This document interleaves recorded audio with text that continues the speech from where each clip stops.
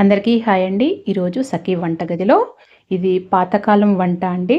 ఇది నా చిన్నప్పుడు మా ఇంట్లో ఎక్కువగా పిండి వంటలలో ఈ వంటకం ఖచ్చితంగా ఉండేది. ఇది ఇప్పుడైతే ఎవ్వరు చేసుకోవట్లేదండి. నాకు తెలిసి ఇది ఎవ్వరికి కూడా అసలు గుర్తు కూడా లేదనుకుంటాను.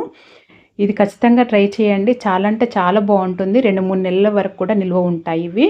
బెల్లం అప్పాలండి. జస్ట్ బియ్యపు పిండి బెల్లం ఉంటే సరిపోతుంది. ఈ విధంగా చేశారంటే కరకరలాడుతూ తీయగా చాలా బాగుంటాయి. ఒక్కసారి ట్రై చేసి చూడండి. ఇంట్లో అందరికీ నచ్చుతాయి. ఇక్కడ నేను పొయ్యి పైన ఒకటి పెద్ద గిన్నె పెట్టుకొని 1 కప్పు బెల్లం వేసుకున్నాను. నేను కప్పు వైజ్గా చూపిస్తున్నానండి. మామూలుగా అయితే అప్పుడు నా చిన్నప్పుడు అయితే అందాదగా వేసి చేసేవాళ్ళు.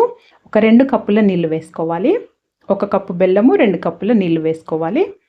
వేసుకొని ఇప్పుడు దీంట్లో ఒక 2 టీ స్పూన్ల ఇలాచీ పౌడర్ వేస్తున్నాను. ఇలాచీ పౌడర్ వేసుకోవటం వల్ల కూడా రుచి చాలా బాగుంటుంది. ఖచ్చితంగా వేసుకోండి.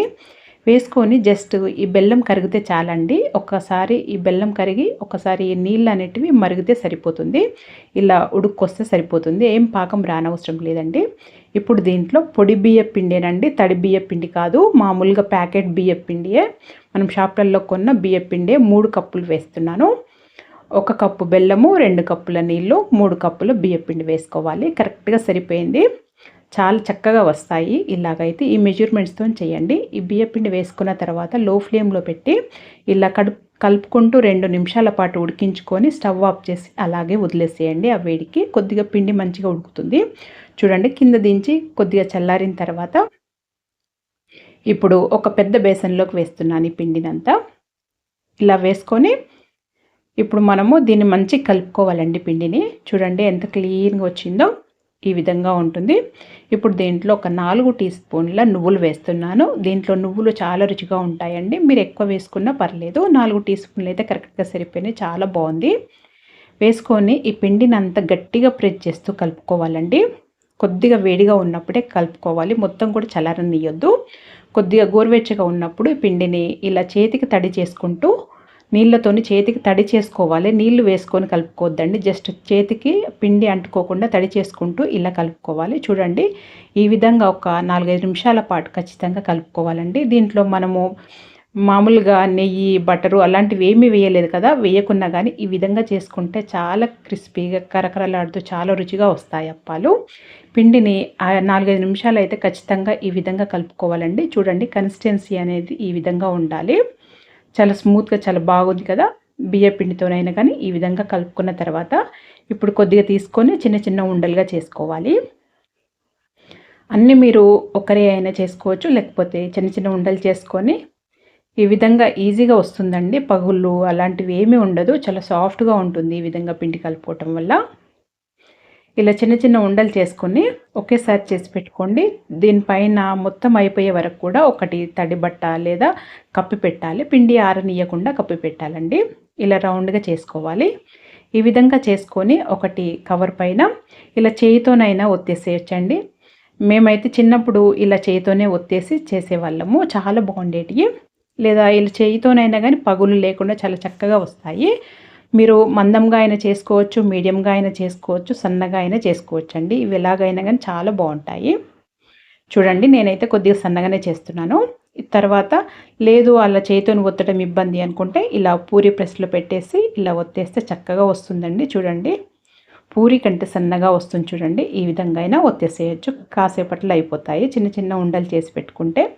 అంతవరకు పొయ్యి పైన నూనె వేడి చేశానండి. వేడి చేసిన తర్వాత లో ఫ్లేమ్లో పెట్టి ఇవి అప్పాలు వేసుకొని మీడియం ఫ్లేమ్లో కాల్చుకోండి. మనం ఎందుకంటే దీంట్లో బెల్లం అప్పాలు కదా, తొందరగా హై ఫ్లేమ్లో కాల్చొద్దు అస్సలు. హై ఫ్లేమ్లో అయితే తొందరగా కలర్ వచ్చేస్తాయి కానీ చక్కగా ఫ్రై అవ్వవు.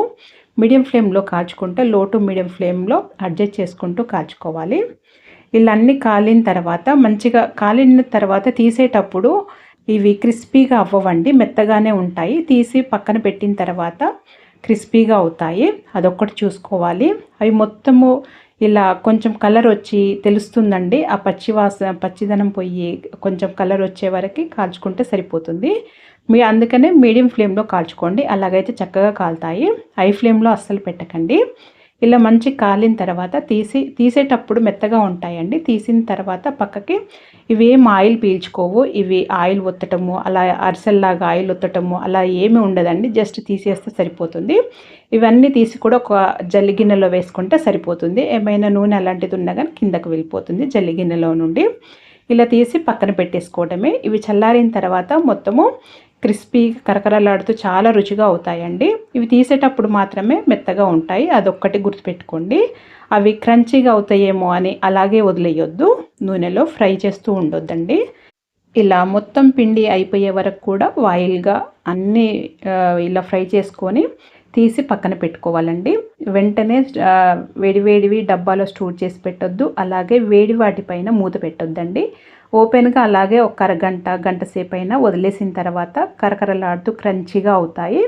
అప్పుడు డబ్బాలో స్టోర్ చేసి పెట్టుకోవాలి. మొత్తం చల్లారిన తర్వాతనే డబ్బాలో స్టోర్ చేసి పెట్టాలండి. అలాగైతే 2-3 నెలల వరకు కూడా నిల్వ ఉంటుంది. వేడి స్టోర్ చేసి పెట్టారనుకోండి, అది మెత్తగా అయ్యి తేమ వచ్చేసి పాడవుతాయి, ఎక్కువ రోజులు నిల్వ ఉండవు. ఏ పిండి వంటలైనా అంతేనండి, మొత్తం చల్లారిన తర్వాతనే స్టోర్ చేసి పెట్టుకోవాలి. ఈ వంటకం అయితే ఖచ్చితంగా ట్రై చేయండి. ఈ రెసిపీ ఇంట్లో అందరికీ నచ్చుతుంది. పిల్లలైతే చాలా ఇష్టంగా తింటారు. ఇది 90s కిడ్స్ స్పెషల్ అండి. ఈ పిండి వంటలలో ఇదైతే ఖచ్చితంగా ఉండేది. నా చిన్నప్పుడు మా ఇంట్లో అయితే నాకు ఇష్టమైన వంటకం కూడా ఇది. ఖచ్చితంగా ట్రై చేయండి. మరి మీరు కూడా ఒకసారి ఈ విధంగా ట్రై చేసి మీకు ఎలా వచ్చిందో నాకు తెలియచేయండి. మీకు కనుక వీడియో నచ్చినట్టయితే లైక్ చేయండి, షేర్ చేయండి, సబ్స్క్రైబ్ చేసుకోండి. Thank you for watching.